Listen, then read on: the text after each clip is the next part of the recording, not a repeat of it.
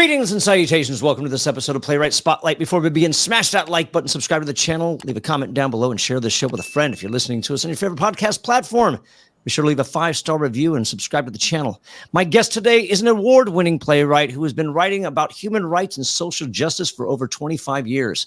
Her plays have been produced around the U.S. and internationally.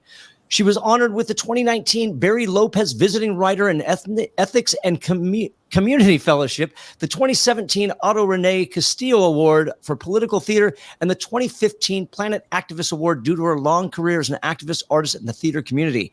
She received her M.F.A. at NYU's Tisch School of the Arts Dramatic Writing Program and is a co-founder of Theater Without Borders, as well as an alumna of New Dramatists. She has taught playwriting at many universities and colleges, including Vassar College, Wesleyan University, and Bennington College. Plays include White Savior, What Does Freedom Mean?, Kidnap Road, and her latest play, How to Need an Orange, opened May 30th at the Downstairs Theater at La Mama in New York and runs through June 16th. Ladies and gentlemen, please welcome Catherine Filloux. Yay. Hey, how are you? I hope I didn't get anything wrong in there. I think everything's current, I hope.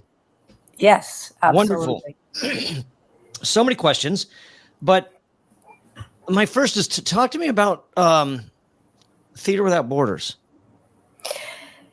So I started going to Cambodia and to other countries to do some of my playwriting work long ago, and after I had been there, 9/11 happened, and there was a group of us theater artists that felt that after 9/11, the United States had really battened down the hatches and was not welcoming people in cultural exchange.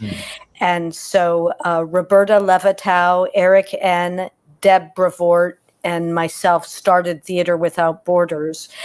And so now it's about 20 years old. And it has the distinction, James, of being an organization that is grassroots and volunteer. So that means that no money has ever been exchanged. Everything was done, as I said, on a grassroots and volunteer basis, and which creates quite a interesting model, I think. Mm-hmm. And we were engaged in a lot of projects, one of which was at Brandeis University, where we created what was called the Acting Together Project, which ended up with 2 volumes of books about the work that people like myself do, and then also a documentary film. So we've done a certain amount of things, and the website is really our identity. It's www.theater with an R-E withoutborders.com. Can we talk about theater with an R-E opposed to theater with an E-R? It's an ongoing argument, which I think R-E is what we do and E-R is where we do it. For those of you that don't know the distinction. Right. So are you, with Theater Without Borders, are you performing original works, or are you just performing established works that speak to whatever might be going on at the moment? So Theater Without Borders is not a producing entity. Okay. Yeah, it's a cultural exchange network. So all of the work that I've done as a playwright, I've done, and I'm also a librettist, as you know, I do as a freelance artist. Okay. Do you have a preference, whether it's playwriting or librettist? Oh, wow. Great question. So the way that I got involved in libretti writing is that I am primarily a playwright, and I was approached by a composer to write my first opera. And then after that, approached by other opera companies, where it's a very different kind of thing than my playwriting. I'm approached given a composer, given an opera company, and some kind of an idea of what the story will be. So I always have a little bit of a problem saying what my preferences are. Sure, okay. They always talk about I don't have children, but we hear about, it's hard to say what your favorite child is. Sure. I think, though, maybe parents have their secret ideas about it. So they're just very different. Libretti writing, 100%. And it's so funny you say that, because this is the second time within about a month or so that opera has been covered. Oh, really? Yeah, Oliver Mayer was on a few episodes fantastic. ago. Yeah. And he does opera, and I'm like, okay, this is fascinating. And now here we are, we're hitting opera again, which now that I've kind of opened, I don't want to say opened that bag, because we're not opening anything new by any means. It's just covering something. And now that I've kind of talked about it, now I have a little bit more intrigue and a little bit more knowledge behind it, to where I can kind of get into other questions, because it's not really a medium that I'm very familiar with.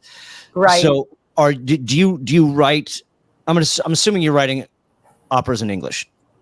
Yes, in all cases, though my second opera, Where Elephants Weep, was both in Cambodian and in English. And that happened for a variety of reasons. One being that Yang Sitol, who's a well-known Cambodian performer, speaks Cambodian, and our wonderful composer Him Sopi is Cambodian. So it was really a combination of the two languages. Primarily in English, however. Sure, but so wait, I'm sorry. Is the opera simultaneously in both languages? It wasn't written in. Was it written in English and then translated? So what happened is, and I would, the exciting news is it's now available on Broadway on demand.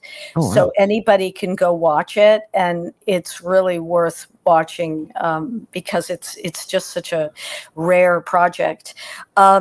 So the way it worked is that I wrote it in English, and then colleague and friend Sun Bun Rit translated it all into Cambodian.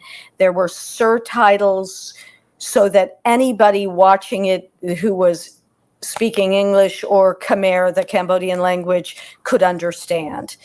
And it was sung in English by the performers who spoke English, and sung in Cambodian by those who spoke Cambodian. So are there English speaking and Cambodian singers on stage at the same time, and then the English are singing English? Okay. So we're not talking about, hey, here, you can go watch the English version and everything's going to be in English. And then we're going to go over, you can watch the Cambodian version. It's not like that. There's no full Cambodian version, is there? No. Okay. That's why I was wondering, because I was going to be like, how, because I would imagine if it was, then there would be that would change the music. Exactly. So, okay. Exactly. So that's how, all right, great. How was that? How was it to write the music for something that, you've got some English opera singers, now you've got Cambodian opera singers. And I imagine that's got to really change with the, I don't know if melody is the right word. Yes. So Him Sopi, the composer, worked. It was a long process, and he worked also with Scott Stafford, his colleague, as an orchestrator, and that opera was a little bit more back and forth with the words and the music. We would do things, and then we would go back and start over, a little bit more than different in the sense that oftentimes the libretto is written on the front end, right, and many drafts of the libretto I write, and then it goes on to be scored. Talk about that process, because I haven't really gotten into libretto writing as far as coverage. I mean, we a little bit here and there when we had musical playwrights on, but the structure is obviously different. So how does that work as far as a traditional play? What's the structure of libretto? Are there codas? Are there are there verses? Is there a chorus? Because I don't know in this regards when it comes to writing libretto, or especially for opera. Yeah, So yeah. how's No, that structure? it would absolutely depend on the piece. I mean, my first opera, which is called The Floating Box, had only 4 characters in it. So there wasn't a lot of choral work. However, in Where Elephants Weep, there was a much larger ensemble. So there was much more choral work. I also have a new musical that's opening off Broadway in November. And the reason I bring it up is that writing for musicals is I have found extremely complex. Sure. And when I say chorus, I don't mean the group of people, but more the chorus of a song. Do they have those? I don't, because I'm new to this as far as opera, or, I mean, I know, of course I know some musical theater, but Right. So that's what I mean. Does it go like, Definitely. here we go? It could, yes. Okay. Yes, absolutely. Or not. Okay. It would depend on the opera. And do you have any spoken dialogue in between pieces, or is everything sung? Yes. So what we call spoken dialogue in operas recitatif. And yes, there can be some or none, and I do have some in, I would say, most of the pieces I've written. In opera, are the songs, do you call them songs? I apologize, I don't want to. Arias. Okay. Yeah. Are the arias, do the arias come from a place of like, I'm going to tell you how I feel, or are they, I don't know if plot points is the right word. Are they delivering,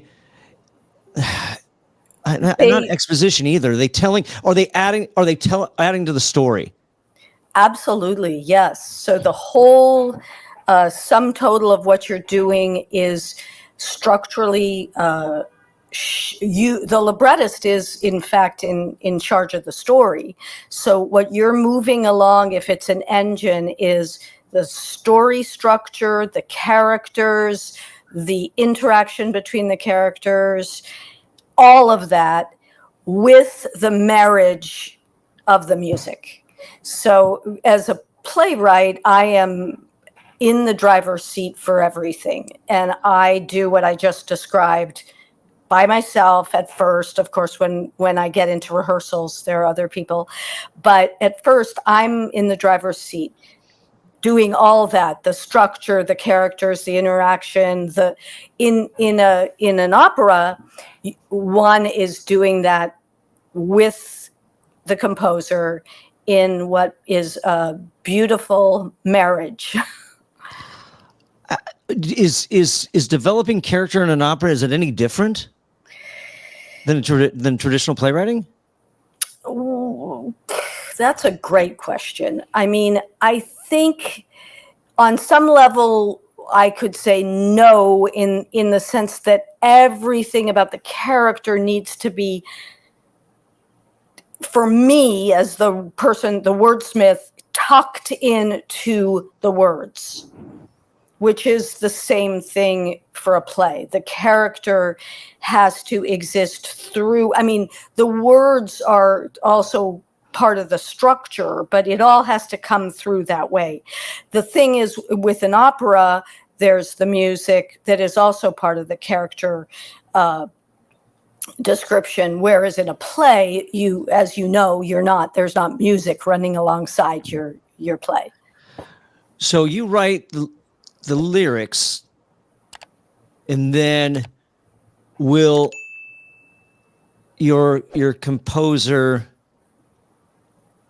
approach each character? I'm going to use the term archetype, because I'm sure that there's character within that music.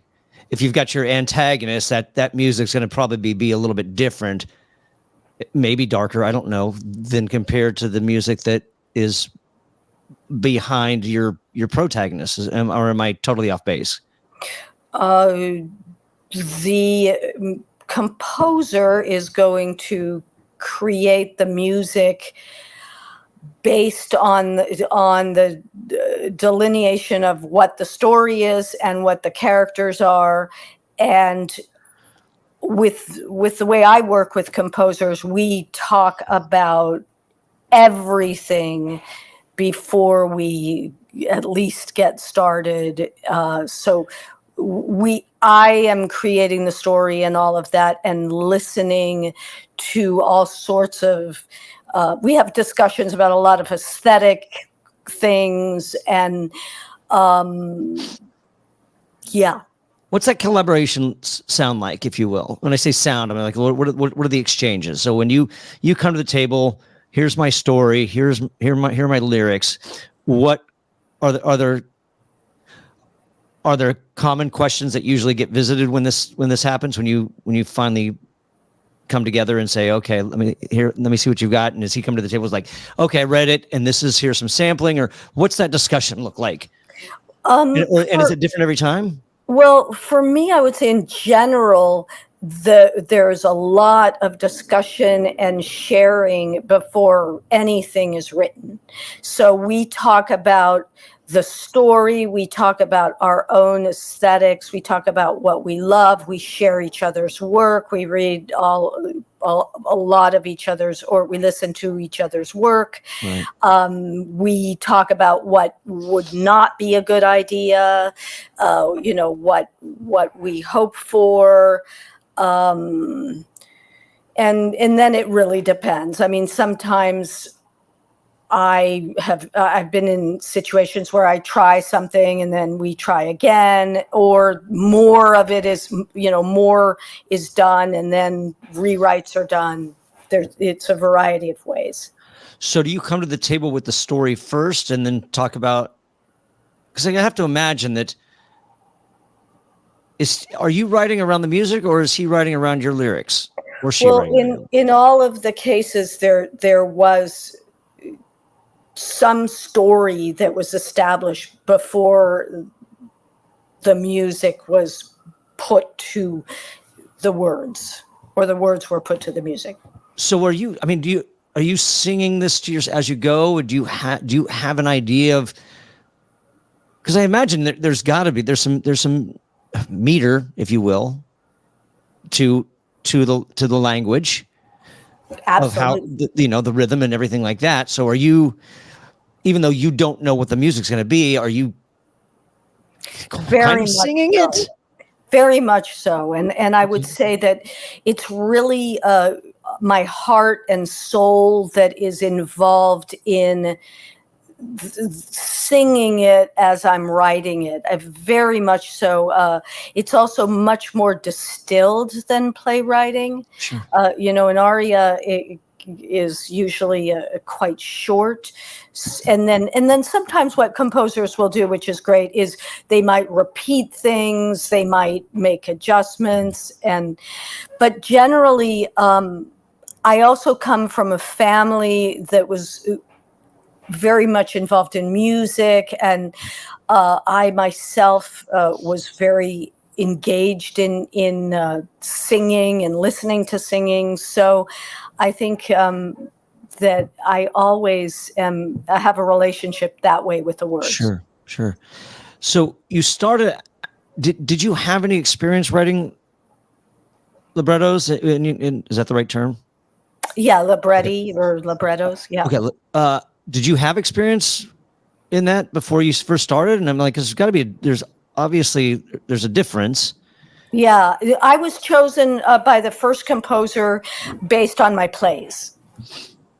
Okay, and they came to you and they say, "Hey, I want you to write an opera. I love what you've done so far. Right. Let's approach this as an opera." How was that learning curve? It was very, very wonderful. And I always say all the relationships I've had with my composers are I find all the composers I've worked with very idiosyncratic. And Sure. After a while, I would say something to them and I could just tell by like if their eyebrow went up, if they liked an idea or not. I very much enjoyed the relationship that I had with them. Okay. And so, but I mean, like having never have done that, the first time, obviously you've got some experience. So how was that? What did you have to learn?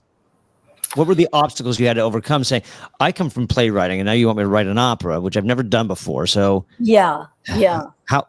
what's that process? Well, I did 13 drafts I remember, of that first opera before Jason scored it. And one thing I learned is after he scored, so there was a lot of front end work done. We did readings of it, just like you would do a reading of a play. There was no music, and I would do rewrites. And then when he scored it, I had a reaction to the beginning where I did exactly what I would do with a play, which is I suggested a large cut. And it was made clear to me quickly that that was not going to be able to happen. Why is that? Because it had been scored, and it was for I think the orchestra had 8 musicians, and it was just it was ready to go on some level. Okay. Yeah. And as a playwright, as you know, you can go in there and literally take your pen and cut a bunch of stuff, Right. I mean, I'm actually in rehearsals right now for a show, and what you do realize as you make rewrites as it gets closer to the performance is, how fair or how not fair that is to do to an actor. But generally you can cut without anybody besides yourself. Do you find sure? Did you find that when you were delivered that news, if you will, that no, it's a score? You're not. Did you indeed really did you find that without that cut, it was going to be it did work after all? Absolutely. It was beautiful. Okay. Beautiful. And, we had a director that was very, a wonderful stager and was able to stage that section in a beautiful way. And I would say the lesson there is, James, is the lesson of life. There are different gradations of good and bad, and there are different ways that things work out, certainly. Do you find that how would it have changed if you would have been able to make that cut? Do you think you would have lost or you would have gained? Or or can you not say that because it's hard to say because Yeah, I mean, I would say that if you were to ask me that now with my most recent opera, I think I would be able to have a clearer answer than that first one, because for that first one, it's like a little baby, like my first child in the opera world, and I just feel very protective. Sure. and so I would say thumbs up. Okay, fair enough. I asked this once before, so I'm just curious if from your perspective, are you writing with range in mind? You mean like soprano? Yeah. Yes. Generally, we talk about that before I start, or at least I have a general sense of that. Okay. Yeah. All right. Yeah. Does that affect the writing at all? Absolutely. Yeah. So how? I'm curious. That's fascinating because like, if I'm writing a soprano, what would change if for this song aria? What would change if from this being a soprano to this being an alto? Well, it would be more about the character and why that character's vocal range is the way it is. Is there what's the where? How do I want to put this? Are there characteristics behind? Because that's what it kind of sounds like, that each a certain range. This is. I'm trying to phrase this because I'm hopefully, if I don't get it out right, you'll understand what I'm trying to say. That there are certain characters. These characters are usually fall under this range. These characters fall under this range. Like if a bass is maybe somebody who's a bass, this is usually a villainous character. I wouldn't go so stereotypically Okay. to that, but I would say that there's a reason why classical opera is considered to be classical. My most recent opera, one of them, is Orlando, that was done at the Vienna Staatsoper. It was the first opera written by a female librettist and woman composer. And the character is Orlando from Virginia Woolf. And so the character begins as a man and becomes a woman. And so that would be a really good exploration of how a vocal range can change, and Sure. how a character can change. And the singer, a very well-known opera singer, Kate Lindsay, played that role. And there's a great example of how something can shift completely. Okay. So they don't necessarily fall under stereotypes or something like that. A bass isn't normally this, but it would change the character. Well, I mean, not. I'm a living writer. Sure. So perhaps if you were to do an analysis of classical opera, you might find some of those Sure. tropes. But what would change? What would change from? I originally wrote this character as a soprano, but now I'm going to make it an alto. What would change? Everything, the feeling of what you're hearing, possibly the way the music is set. Would it change the way you write it? Well, that's like asking the question backwards. I write it for the character. Understood. Yeah. Understood. Yeah. Okay. Yeah. Okay. Yeah. I want to talk about real quick, because I'm fascinated by this, and I want to talk about your approach to titles, and one specifically, and that does. What does freedom mean? What does freedom mean?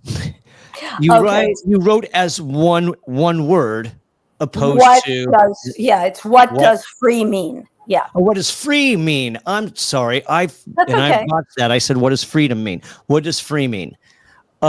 You wrote that as one word, opposed to. So tell me about the mentality behind that, opposed to just writing it as four separate words.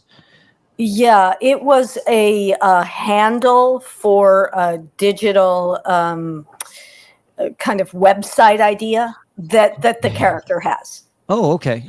Yeah. So it was very specific to that.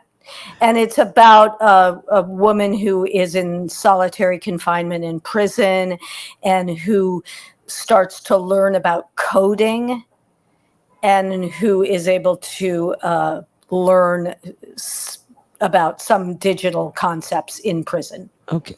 I mean, that's not the only thing it's about. But, no, I would imagine so. Okay, all right. How do you approach your titles? I mean, they usually come out right off the bat, or That is such a great question, because it really depends. I mean, when I wrote a play, I have a play called The Beauty Inside, and it's about a young woman who was. Her family tried to kill her in an honor killing, and she survived, and she was pregnant, and she was raped, and she became pregnant, which is why the family threw her in a canal. And I just so identified with that character, and created that title came to me right away, because it was just so palpable that her name is Yalova, that the thing, even though she was raped and she became pregnant, which was the source for her family saying that's it, she had this beautiful love for that thing inside of her. And yet, the irony of the beauty inside being not thought to be that. Was this inspired by an actual event, or? Okay, all right. Well, I was nodding because what happened is that I read in the Los Angeles Times. Are you in LA, by the way? Yes, Yeah, North Hollywood, yeah. Yeah. So I read in the LA Times about this story, and it was just fascinating because there was a photo on the cover, on the front of the article, of a woman, the mother, who had said, "That stupid, stupid child, she dishonored our family." And that the girl was the survivor of an honor killing. And so I immediately contacted the reporter to ask about the story, not necessarily thinking I was going to write about it. And the reporter said that particular survivor was now in a witness protection program. Wow. And was unavailable, and whereabouts were secret. And but the story, just at the core, really haunted me, because I knew that, as is often the case with U.S. journalism, there was a hell of a lot more to creating that villainous sort of representation of the mother. And so I decided to do a lot of research. I did a lot of anthropology kind of research in terms of the sort of background, and then ended up writing the story by imagining it. And really at the core is this idea that you have a very westernized lawyer who comes in to represent this young woman, and who thinks, it's just going to be completely black and white. And it's really the young girl who completely transforms the lawyer. So Wow. that was the source of it. Okay. So, playing with titles, let's go on to your latest one. It's La Mama, How to Eat an Orange, which my guess is not about how to eat an orange. Well, I wish you could come see. Well, no, I mean, real quick, I don't know if you knew this. So that's how this kind of happened, because Emily was nice enough. She reached out and she's like, "Hey, I'd like to invite you and a guest to come see Catherine's new play, How to Eat an Orange." I'm like, "Oh, this is going to be great." And then I saw that it was in New York. I'm like, "Hey, Emily, I have no current or recent plans to get to New York, but if Catherine wants to come on the podcast, I'd love it." So I would have loved. Great. I really was excited. I would have loved to, but I just don't have any. Great. Yeah, and Emily is so great. That's wonderful. Yeah. So it's a good question also, because we had another title. We started out with the title Under the Skin. And Under the Skin is the name of a painting that the character makes. And so that was the source of why it was called Under the Skin, and other reasons as well. And we heard, I'm sure this has happened to you. We did a workshop, and the very good friend of it's a one-woman show, of the actress, immediately got in touch and said, "I love this piece, but the title is terrible. And first of all, there's a very famous movie called Under the Skin, and it just doesn't represent it." And so we knew, the group of us knew that we would come up with something else. And in this case, without doing a spoiler, I think I could safely tell you that there's a bookend aspect to the title. Okay. Yeah. Is there a sequel, How to Peel a Banana? That would be the comedy. How do you? I hope it's a farce. How do you? What, I'm going to go from a teaching perspective now. Mm-hmm. Mm-hmm. What do you find? What are some things you about beginning playwrights that you find that you have to break of habits? Well, well, I mean, I always remember when I was at NYU, I went to a graduate school at Tisch, and we had a beginning weekend structure class with a playwright called Milan Stitt, who was the part of Circle in the Square, which was a theater, a wonderful theater. And what he imparted to me is the most important thing I ever learned about playwriting. And so I think of those things when you ask that question. And he spoke about, he really broke down structure.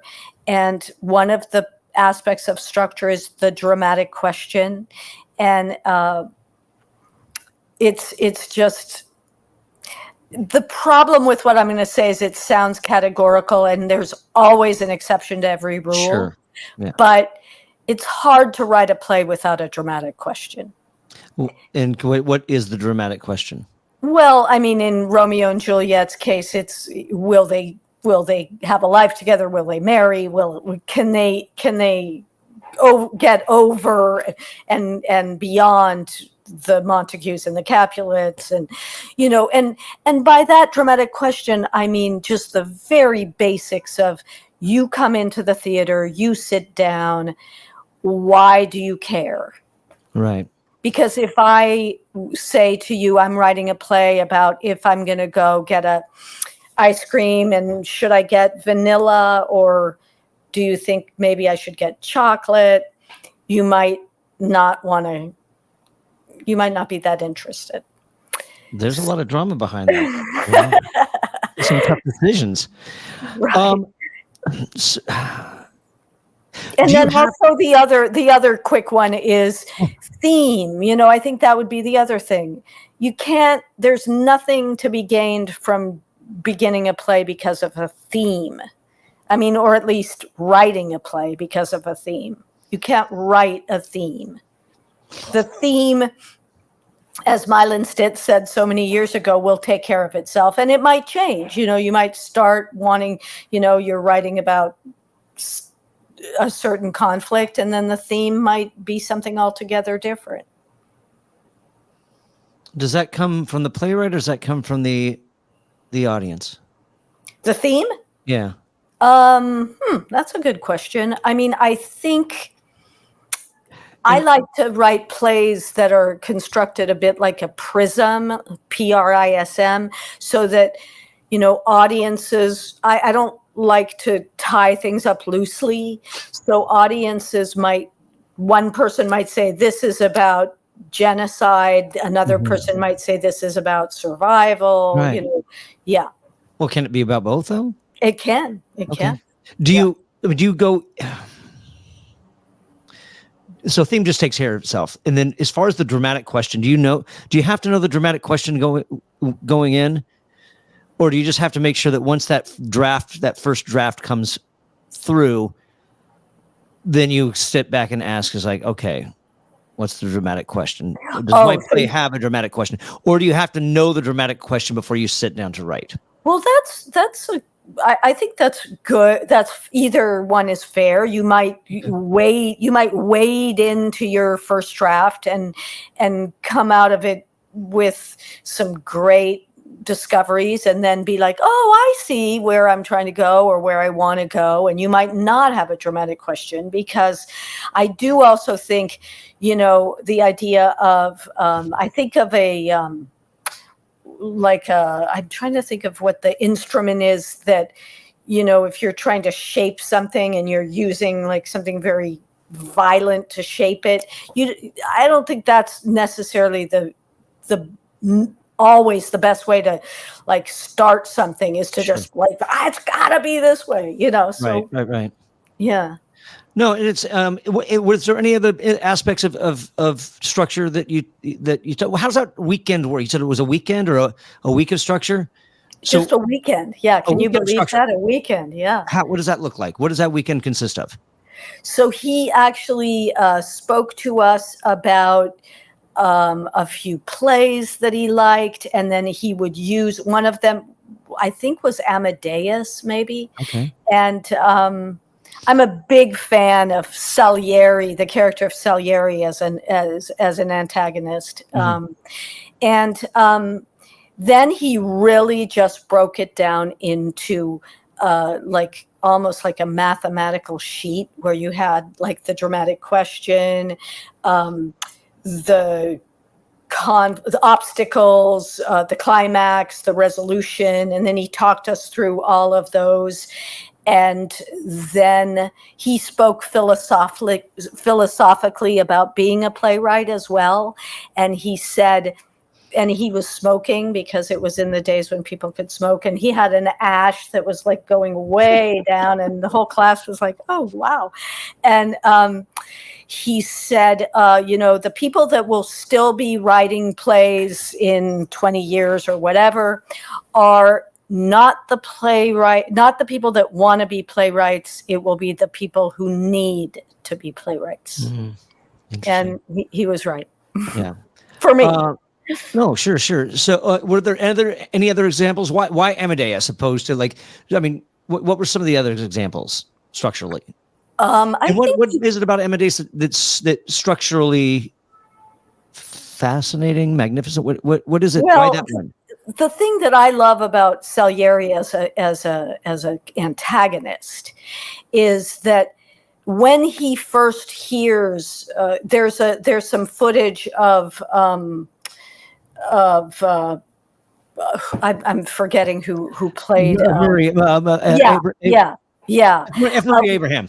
Yeah, when he first hears the music of Mozart, he is so consumed with jealousy, and yet it is so beautiful.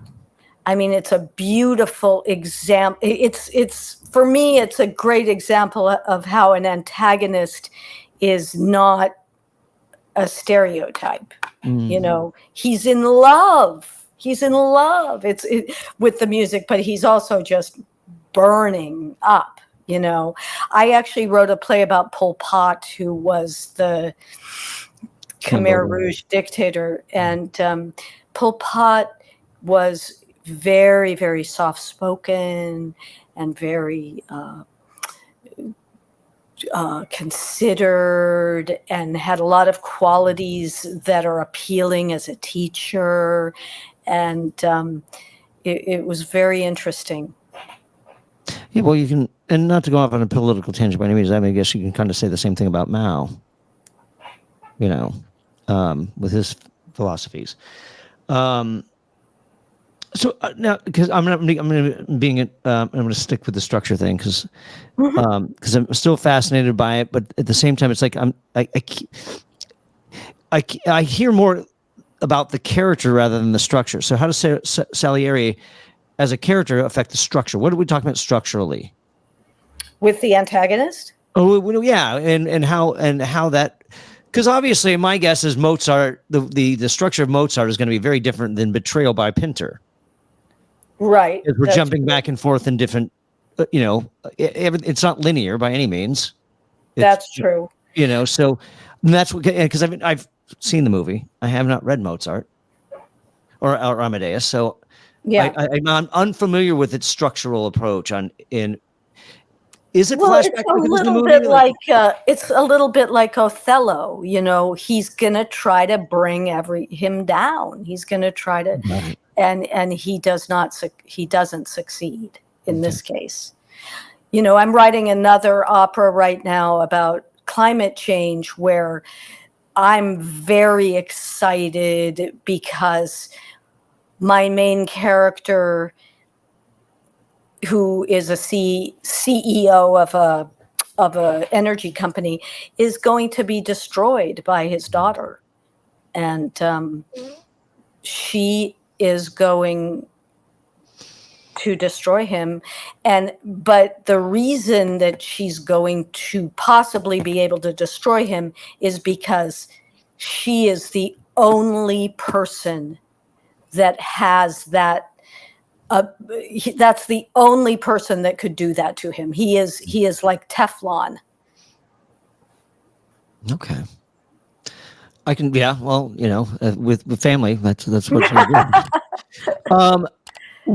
So what are there exercises that you teach, whether it's for structure or character or plot or theme?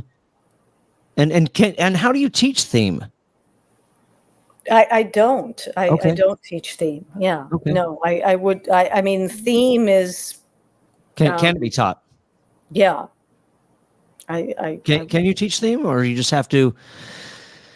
Well, if I was asked to be involved in a project where I was trying to offer insight and wisdom about theme, it might be because I've been brought in with a group of writers who are all going to be writing a play with a theme. Okay. That's how that might work. What is there an aspect of playwriting that's impossible to teach, that you just can't? One thing I would say, James, is that I started out as an actor, and I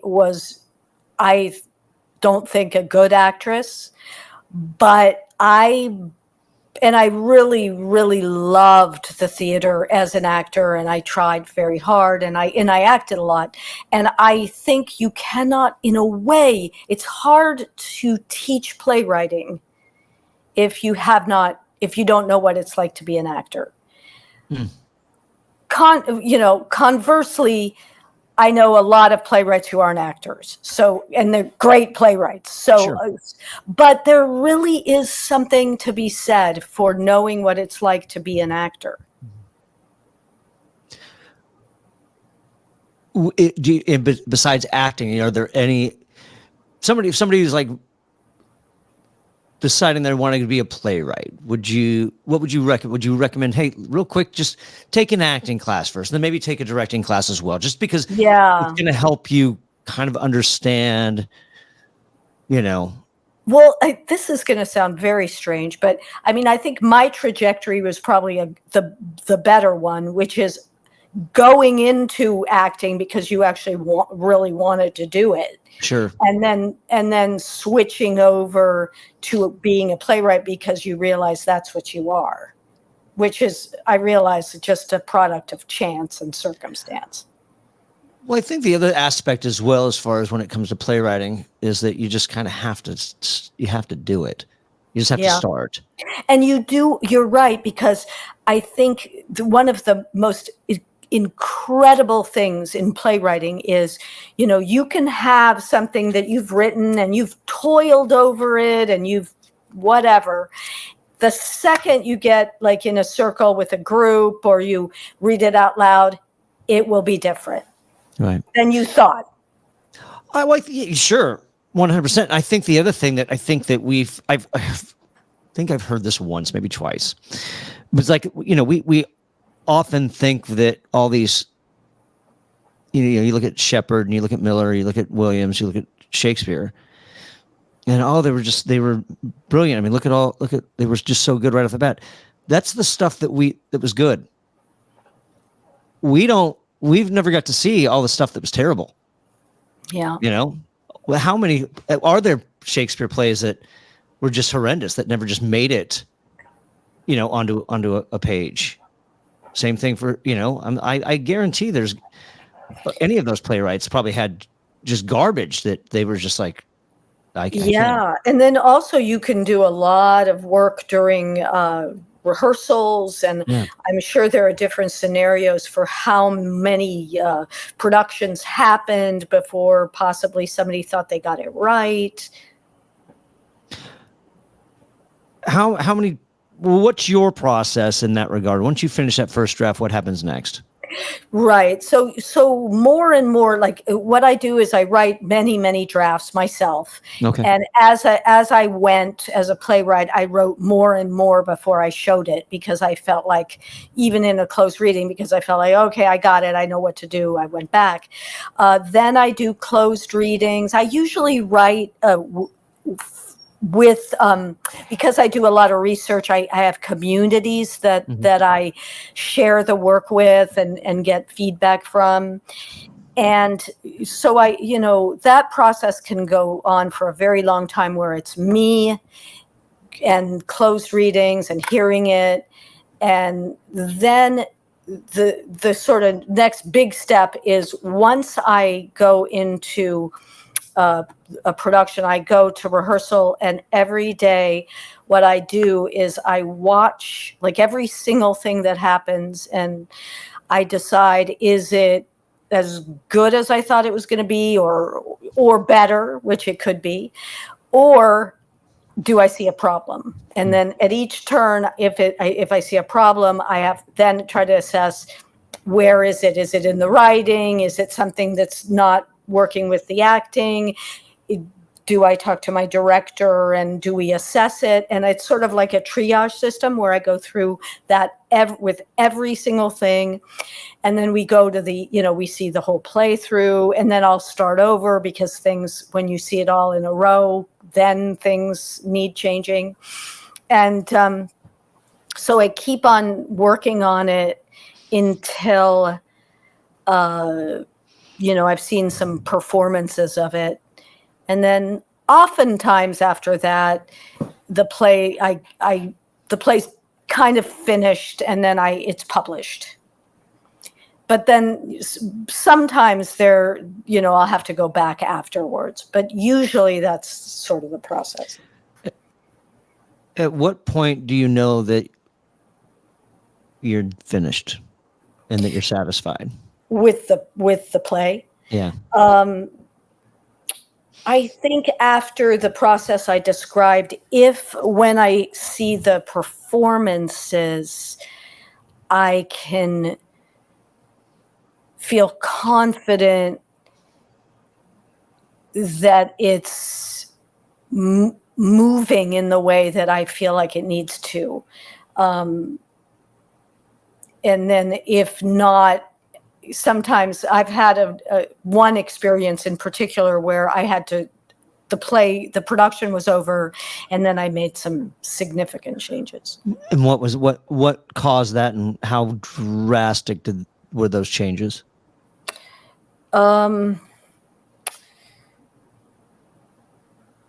I think they were sort of at the latter part of the play, that I had to make it more, there had to be more at stake. And yeah. Yeah, there was another playwright I had just talked to who had that same thing. And oh, really? Had written it and was like, I got to redo the end. The end is not working. Yeah. So that's kind of an interesting aspect. And it was interesting with that play, because we went on this community. I had this dream of sharing a play with communities that don't usually get to see theater. So we went to a variety of communities, and as we did that, I actually learned a lot more about the play, which was great. Okay. Do all of your plays require research?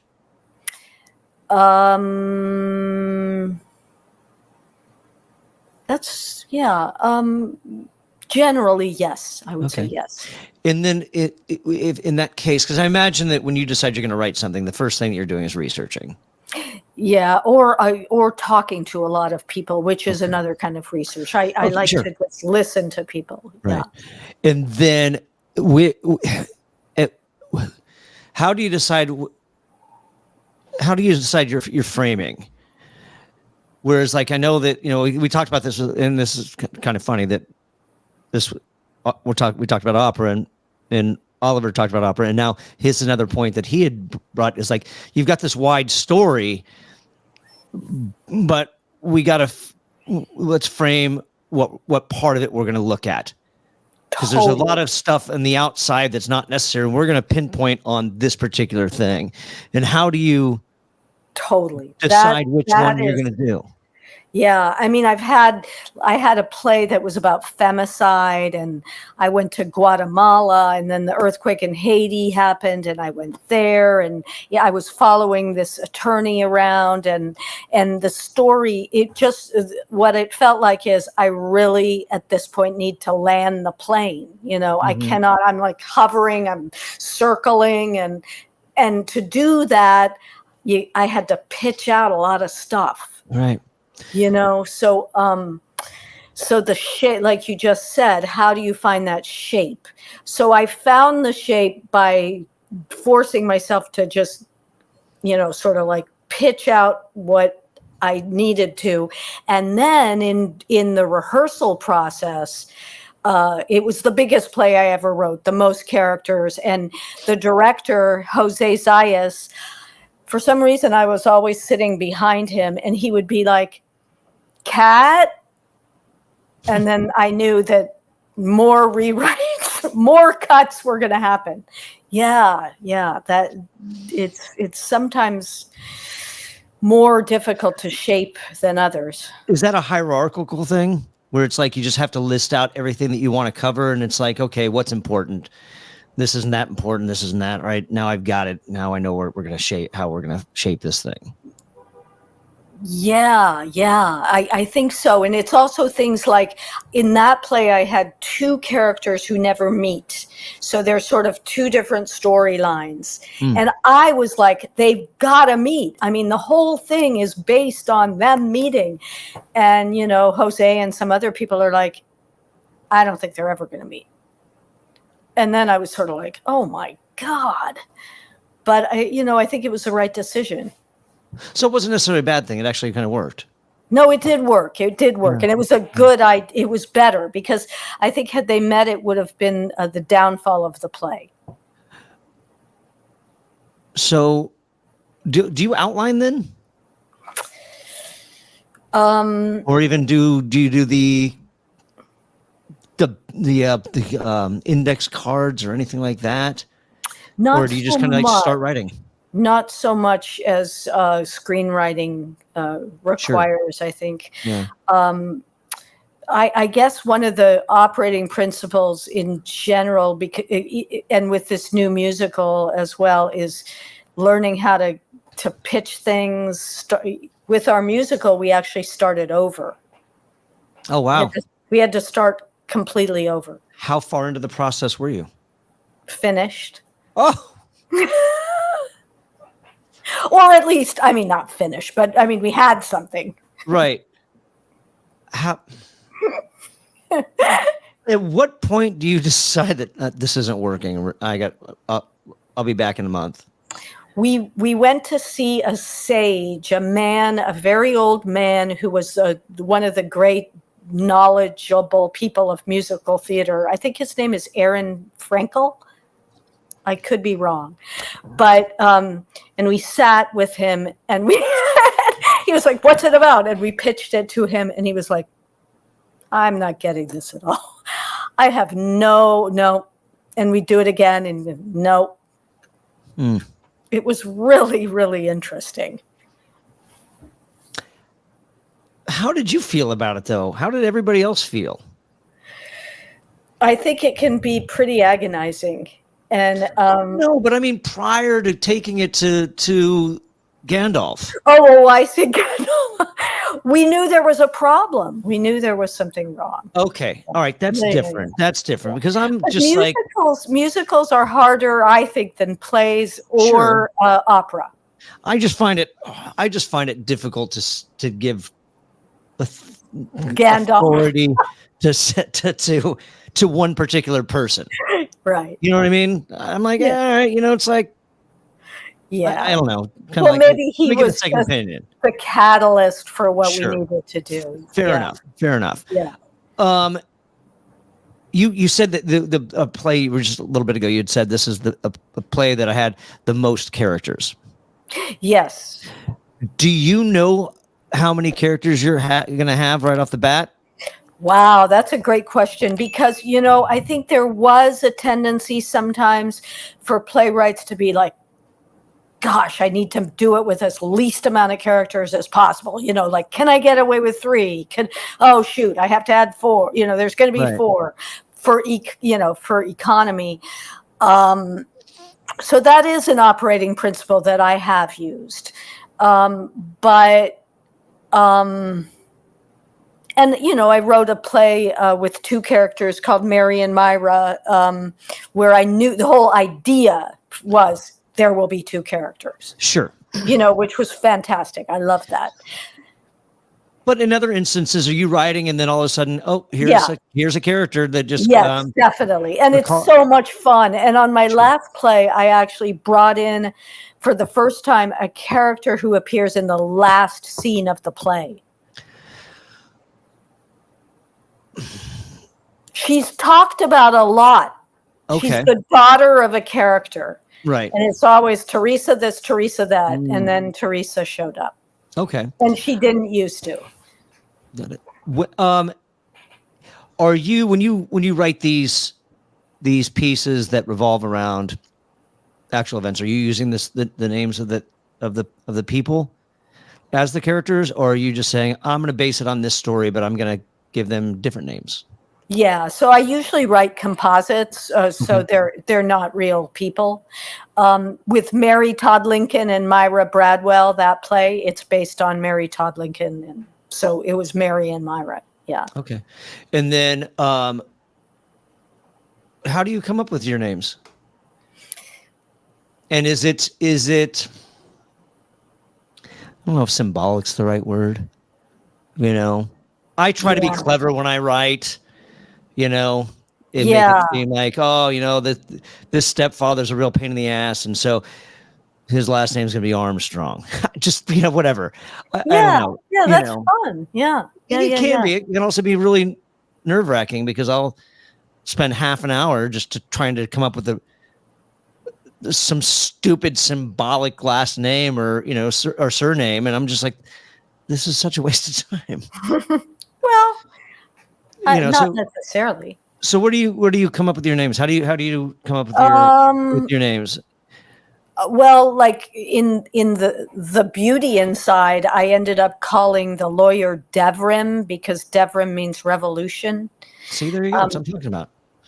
So that was an example of something. I have a new play called White Savior, and it's about contemporary people. One is a Trump-loving person and the other is not. And I remember for that I was running and I would try to contemplate. I decided I'm going to name these characters after people I love very much who represent something that has to do with this character. Okay. So how did you stumble across Devrim? And know that it meant revolutionary. A beloved friend of mine who's from Turkey, who's Turkish, who was, let's say, she was the dramaturg on the project, mentioned it to me. And I don't think she said that the name should be Devrim, but she mentioned the word revolution. And then it was good because the parents called this person Revolution. It was that idea because the father's in the play too. So, okay. Yeah. What's your favorite aspect of playwriting? Oh, thanks for asking. That's great. I think one of my favorite parts is I love actors, and sometimes when they do some of the lines in the play, or when they start to create the play through their body and their lens, I am just deeply overjoyed by what they come up with. Do you? There's a moment in How to Eat an Orange where the actress Paola Pizzi, it's about ants, like ants, and something that happens with ants, and it is so adorable. So do you find sometimes, or more often than not, or not, maybe not at all, that actors come to you with things that you didn't even realize were there? Absolutely, yes. Do you think that comes from a subconscious level that you're not aware of? Or is it just accidental? Oh, that's interesting. You know what I mean? I think that it speaks to the idea that if you had 5 different wonderful actors playing a role in your play, they would come up oftentimes with different, Right. not, it wouldn't be like Sure. completely different, but one person would decide to do the ant thing that I described one way. Right. And it could be that you know, in the best of all worlds would like all of the scenarios. Okay. All right. Is there a part of playwriting that you just despise? Well, this is the impatient sort of. I was going to say mean part of me as a playwright, but sometimes really the key that you're thinking to yourself is, could the actor just say the line faster? And oftentimes with a director, they need to explain it to the actor in a way that is like, you're just like, could you just tell them to say it faster? I'd probably shine in your pieces because I can't slow down. That's my biggest fault. As an actor. As an actor, yeah, I speak so fast. I can't. They're like, well, slow have down. You heard that? Well, you're on the right track. Have you heard the expression "cut the crap and overlap"? Oh, I have not. Why? What is this? Well, cut the crap and overlap means go fast. Sure. Okay. But now is that in? That's an actor. That's an actor thing. Sure, but is that from a place of like, tighten up those? Yes. In between, like between the two characters, like, God, come on, let's go, let's pick up that pace. It would be like the actor who's like exhaustingly going over and getting the letter, that kind of. Sure. So what was that transition from actor to playwright like? At what point did you decide, I don't want to do this anymore? I still want to do it, but I'm gonna dabble in this a little bit.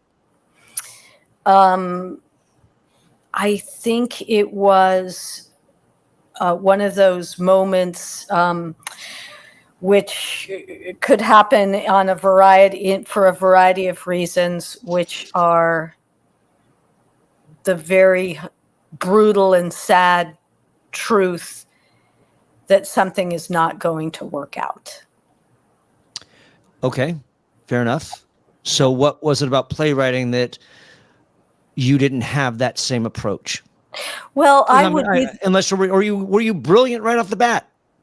Well, I mean, as an actor, I was always writing the inner monologues and doing a lot of the writing components of that. Okay. I think that I found myself through playwriting. I think I came from a family and a background where there was a lot of conflict, a lot of trauma, and that I found a place where conflict is actually a plus. When you're a playwright, you need to find conflict. And also, I knew I was a writer from a very, very young age, but I'm sure you'll agree with this. Writing for the theater is a fairly specific 100% choice of writing, and so it was a good fit in the sense that I could respond so much to what it is to act and to love acting, and I think love the theater. The more I do this podcast, the more my mindset is playwriting comes from a place of catharsis. I just feel like everybody I've talked to, it's like they're working through something. Yeah. There's something that's gone on in their life, or where they, this is where I go to get it all out. So, I mean, were you brilliant right off the bat, or was there a series of rejection? Oh, absolutely. Tons of rejection. So, and that's what I mean. And I want to hear more about that, but that's what I mean. It's like, what was it that you were looking at acting as like, this isn't going to work out?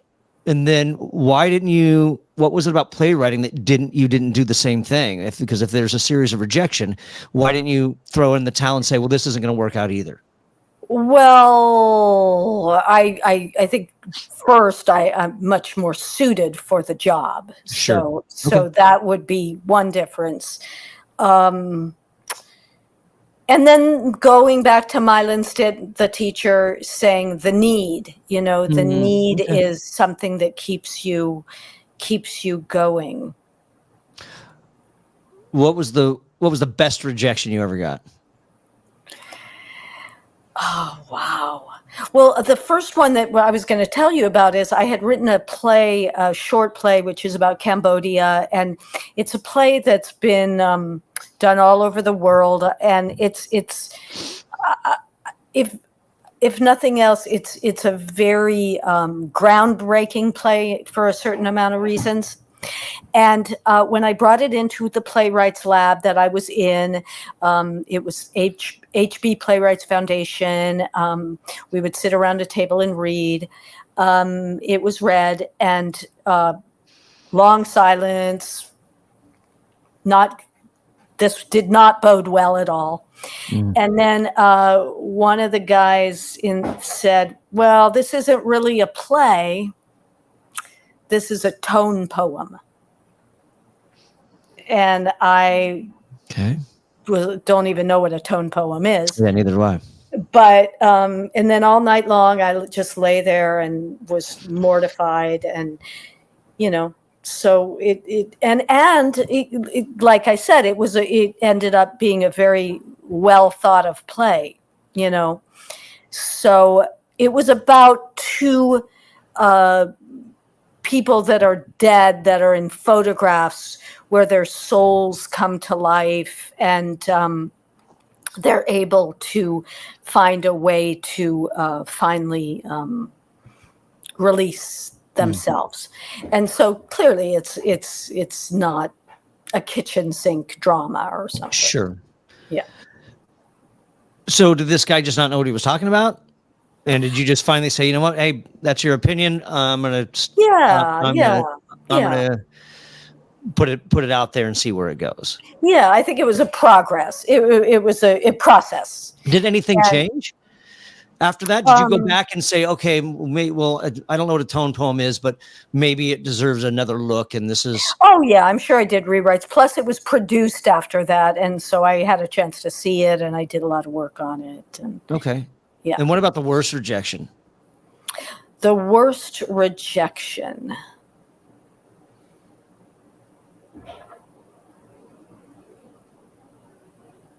Not that there has to be one. Was there one that just said, want to just throw in the towel? Say, I'm out, I'm done. Wow, that is really, the way I think about it, James, is a more, what is the word? Low grade rejection problems. Sure. It's a very difficult world. And the amount of rejection one receives before, it's sort of like cumulative rejection, as opposed to like this one being the absolute worst one. Well, I think that some people take themselves a little too seriously, and they like to think of themselves as gatekeepers, and I like to tell when I do playwriting workshops. I'm like, stop waiting for somebody to give you permission to do what you want to do. And that comes from an acting standpoint as well as a playwriting aspect. Yeah. You know, I think that things are a lot more accessible these days, you know. So I always tell the young people who are acting, like, if there's a role that you want to play, then go get the rights to the play. Absolutely. And produce it yourself. Absolutely. Go rent a theater for a weekend. Yeah. Crowdfund or get your friends together. You guys all know people that are tech or that can direct, and, you know, put it up yourselves. You know? And if you have to borrow money. And then, you know, the great thing about theater opposed to film, you have a chance to make your money back and hopefully break even, you know? So in that aspect. And then as far as playwriting goes, I would say the same thing. Quit waiting for somebody to give you permission. Go stage it yourself. You know, that's where I come from that mentality, you know. There was somewhere else I was going to go with that with you, and then I totally botched it. What do you think? And I don't even think it requires to be a successful playwright, but what do you think that every playwright should know or be doing? Whether that, you know, like you were in a writer's lab, you know, do you think that everybody that's striving to write should be in a writer's group? Do you think that they should take a class, or is there a book that's out there that's detrimental? What do you think that they should be doing, or you know? I would say absolutely no idea how to answer that question. I don't think there's any one thing that any playwright should be doing. I think that every possible way that a playwright can be born is allowed and imaginable, and that there's no prescription. I mean, there are all the things that I've talked about today are have been useful to me, and I'm sure that there are trends.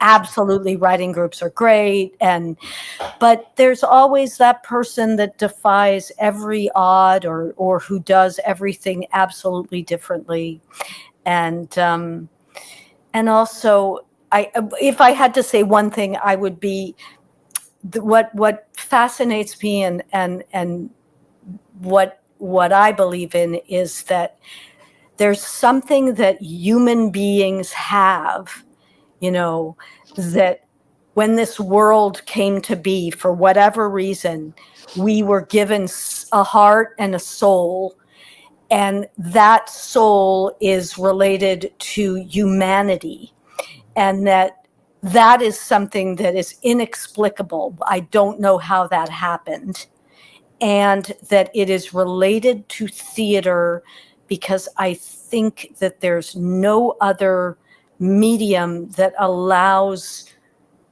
that kind of artistic humanity. So because that sounded like it's a difficult question to answer.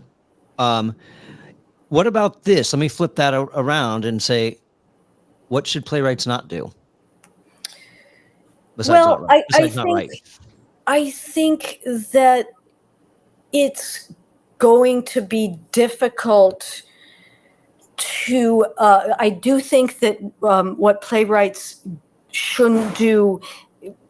Again, I would say, who knows? But too many cooks do spoil the soup or whatever. Okay, yeah. I mean, I do think once 29 people get involved, it's not necessarily going to be a good thing. Sure. Okay. You know? Okay. You kind of touch about on it, but that's not to say that you're not working. What are you working on right now outside of what we might have already talked about? Yes. Anything else?